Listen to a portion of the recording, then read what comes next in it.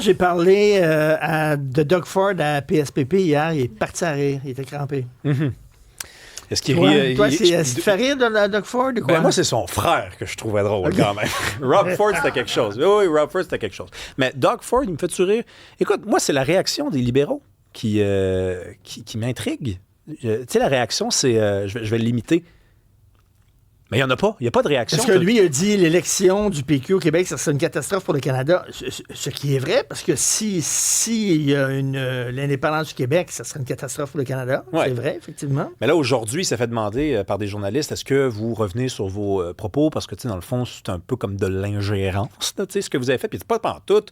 Moi, j'aime les Québécois. Quand je les croise, j'ai des frissons, j'ai le béguin pour eux. Il a dit, on a une connexion, les Québécois puis moi. Puis il a même dit, ça me donne le goût d'apprendre le français. Puis là, j'écoutais ça. Non, mais je l'écoutais dire ça, puis je me disais, écoute, il y a 1,2 million de Franco-Ontariens en Ontario, plus 700 000 francophones. T'es ajoutes, ça fait 2 millions de personnes qui parlent français, puis tu parles pas français pour eux. Ben oui, pourquoi tu parlerais français pour nous? Pourquoi tu parles français pour nous? Ben oui. Nous que tu viens jamais visiter, parce qu'on t'invite pas aussi. La connexion est dans quelle... C'est-tu juste... Parce qu'une connexion, généralement, il y a comme une relation. C'est pas lui là, quand les médecins québécois disaient on va quitter pour aller en Ontario, ils disaient venez. Là. C'est pour ça qu'il y a le béguin pour nous. Parce que... oui. Non, mais ça, c'est pas inutile de le rappeler. Tu sais, il est hypocrite. Puis je pense que c'est ça qui fait en sorte que Milliard, étant gay, ne réagissent pas. Parce que là, tu te dis, il dit si on réagit, là, si on se le met à dos, puis en même... Puis ce qui les divise en ce moment, c'est que c'est quand même le meilleur dans son domaine, Doug Ford. Parce que c'est quoi les arguments des fédéralistes, généralement? T'as la peur...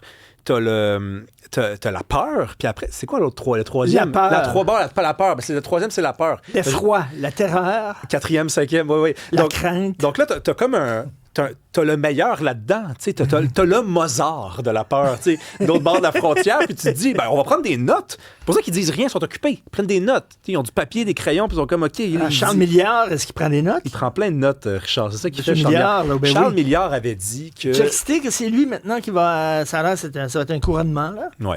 Excité. Écoute, ça m'en prend un peu plus que ça. Non, mais je pense que Milliard, en ce moment, qu'il avait promis aux Québécois et aux militants libéraux d'abord qu'il allait faire exactement ce que les souverainistes font, c'est-à-dire faire rêver. Il avait dit, vous, votre force, les souverainistes, même je veux rien savoir de votre projet, c'est que vous faites rêver. Nous, il faut qu'on fasse la même affaire. Quand il m'avait dit ça en pleine face, je m'étais dit, lui, il est dangereux. Parce qu'effectivement, s'il donne le goût du Canada aux Québécois, s'il donne le goût d'un Québec fort dans un Canada uni, on n'a jamais entendu ça. S'il leur donne ce goût-là, ça va être dangereux. Mais là, c'est quoi qu'il fait? Il va dire hier que Jean-François Roberge, qui appuie Christine Frégène, c'est le baiser de la mort. Donc là, ce qu'il est en train de nous dire, finalement, c'est... On a tout entendu ça. On a tout joué dans ce film-là pendant des années. Tu veux nous parler de Ryan Wedding, le Pablo Escobar canadien. Avertissement, ce qui suit est ironique. D'accord? Okay. Bon, parfait.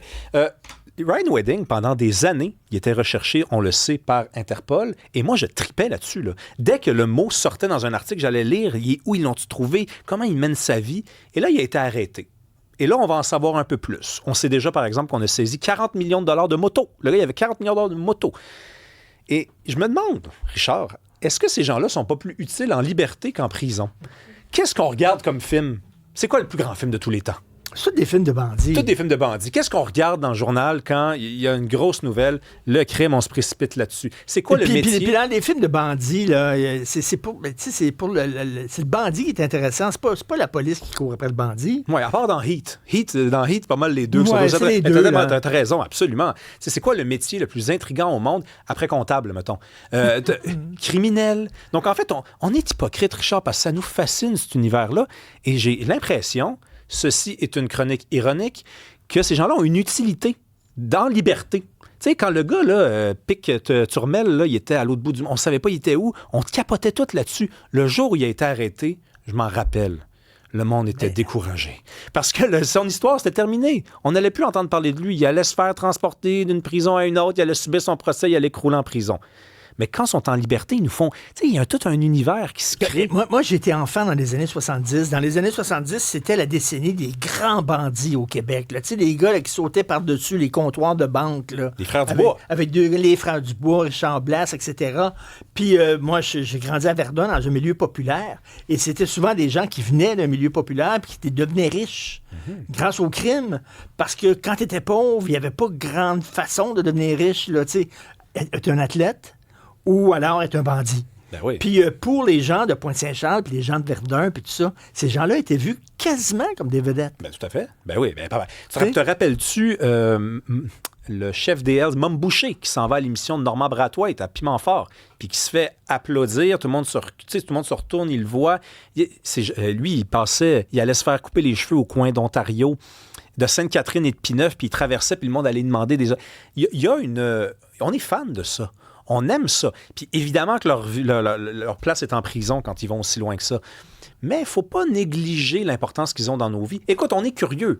On peut pas dire qu'on n'est pas curieux puis dire que dans le fond, c'est des nuisances complètes quand, à chaque fois qu'un film de Martin Scorsese sort, on se précipite pour aller le voir, on ouvre la Allo Police. Ça, c'est l'affaire la plus fun à acheter dans un couche-tard. Là. Et je poserai la question, il y a beaucoup de gens qui achètent leurs produits qu'ils vendent. T'es pas sérieux. Sur le marché noir. Il y a beaucoup de gens. Ils achètent leurs produits, mais après ça, ils sont offusqués que le crime organisé existe. Ben, vous faites partie de la chaîne qui alimente tout ça. Je ne savais pas ces affaires-là, Richard. C'est vrai, je te le dis. Mais qui te reçoit ce soir à Écoute, 18h? depuis le début de l'année, c'est qui fait les plus belles grimaces dans le monde? C'est Donald Trump. Ben, ce soir, moi, je reçois Leslie Hill, qui est la directrice générale de la DPJ, parce qu'on va parler des enfants. C'est eux qui font les plus belles grimaces dans le monde. On va parler des enfants. On parle plus des enfants au Québec. Elle vient à l'émission tantôt. OK, à 18h au 99.5.